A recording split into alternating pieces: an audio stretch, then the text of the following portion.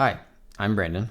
I worked at Tesla for 3 years, and one of the questions I used to get all the time was, should I lease or should I finance my car?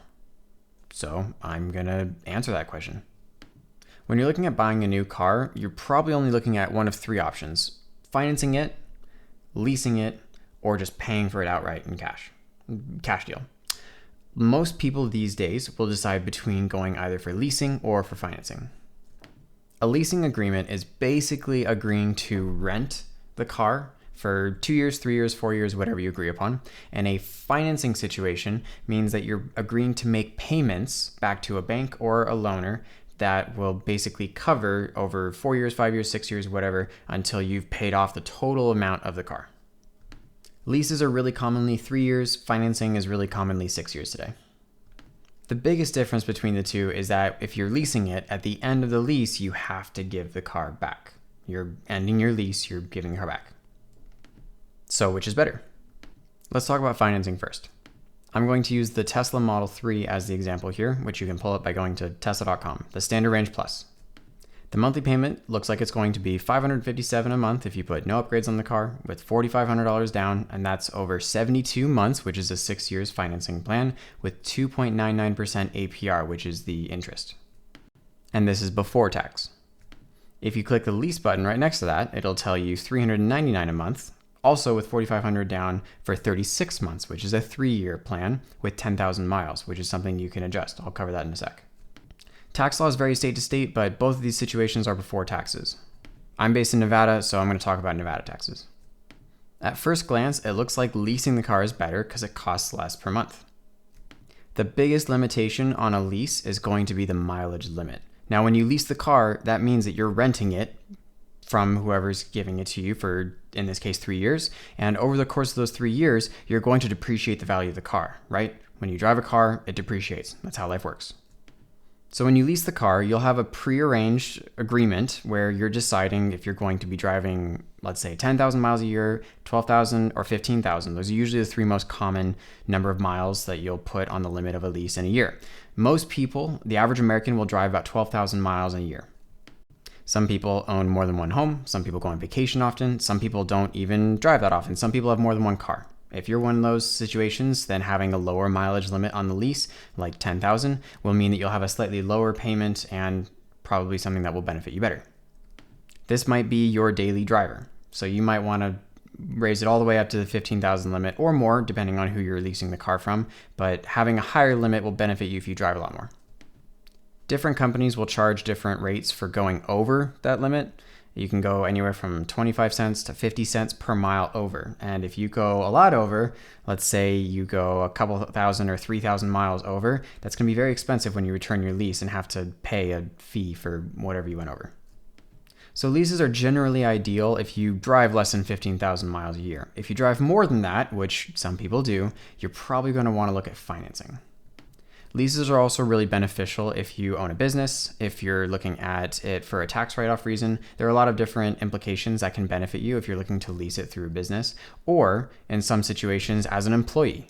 Sometimes companies will let you lease a vehicle for employee benefit reasons. Leases are also really ideal if you're the kind of person who knows they're going to want a new car in 2 or 3 years. A lot of people out there today are really stoked about what new technology is coming out in cars. And a car today is not going to be the same as a car in 3 years. So if that's you, then leasing probably sounds like a good idea too. Or even if you don't like tech and you really just want an easy way out of your car in 3 years, you have a prearranged agreement for where your car will be going in 3 years, which was very different from financing a car. You don't have to worry about selling it, private selling to a dealer. You just know exactly where you're putting that car back.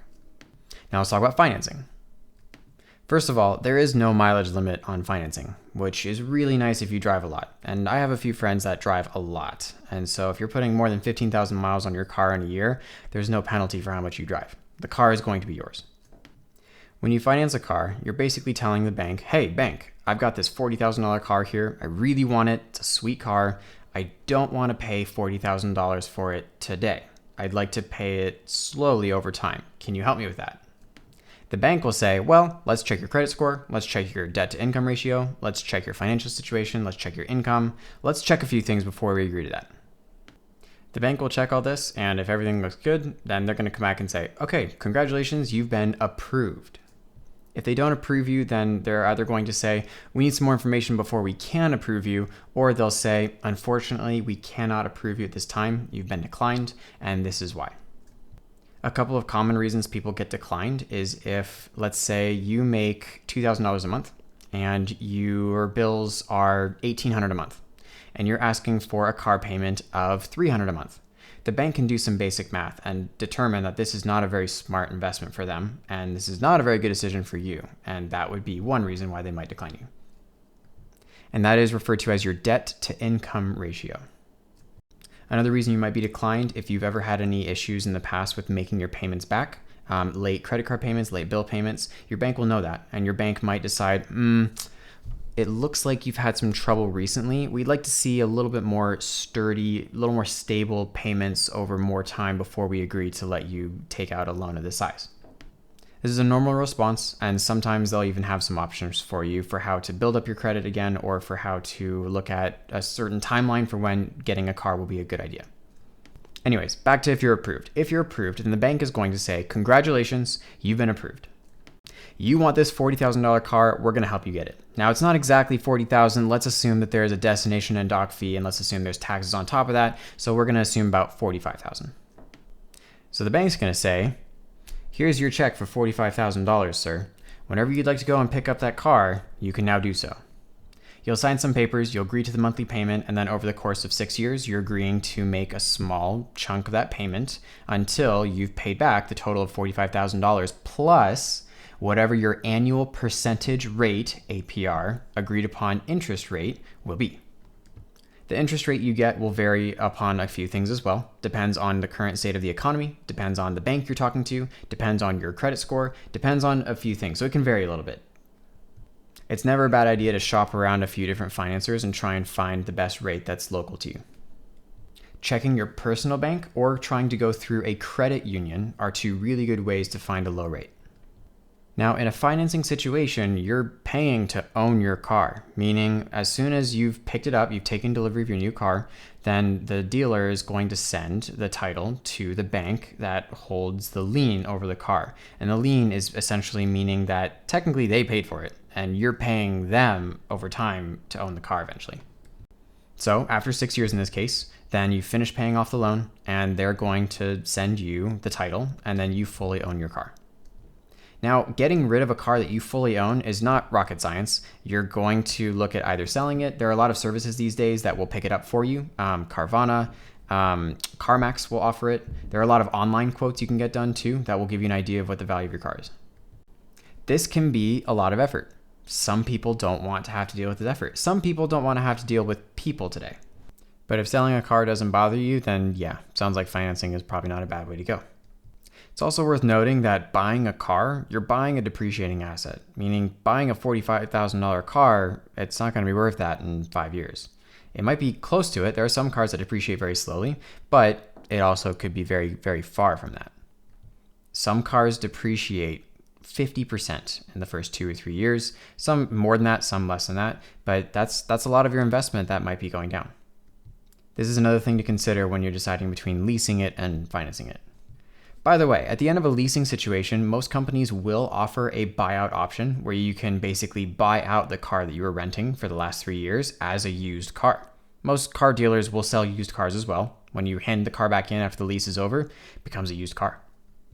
So if you're really attached to that car, then you can still look at going for an option where you can keep it. Note that that option is going to be the most expensive option between leasing, financing, and leasing to own, which is what that's referred to as. So in conclusion, if you're looking at a car situation where you're not driving a whole lot or you're looking at something short term, it sounds like leasing is not a bad idea. If you want to buy a car that you're going to put a whole lot of miles on, or you want to own it for 10, 20, maybe 30 years, then it sounds like financing is a good idea. If you're not sure, then leasing is always a decent place to start, and you can always look at buying out the option at the end of the lease. I hope this video has given you some thoughts about leasing versus financing, and hopefully given you an idea of what you prefer. I wanted to be careful not to include my opinion in this, just in the facts and in what I've learned over the last few years. That's what I'm hoping this content stays true to. If you like the video, please consider doing me a favor and hitting the like button. The YouTube algorithm appreciates videos that get likes, and I would appreciate your appreciation. And if you have questions you'd like to hear from me, please feel free to drop one below. I'll be reading every single one, and I'll be making my next videos based on comments. Stay safe.